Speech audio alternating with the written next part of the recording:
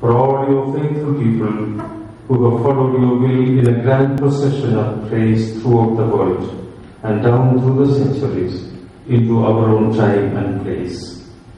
Once again we give thanks to you, O Lord, O God, for the life and witness of Dr. Hunter B. Mabry.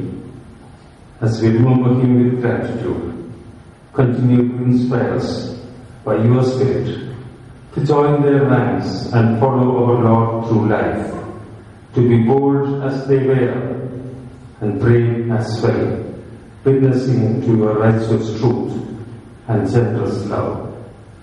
Give us grace, O God, that we will leave a legacy of faithfulness to encourage and challenge those who follow us along the way of discipleship through Jesus Christ our Lord. Amen. Let's go forth into new seasons of our lives with God's continuing presence and with the power to love and serve everyone, recognizing the value of every moment.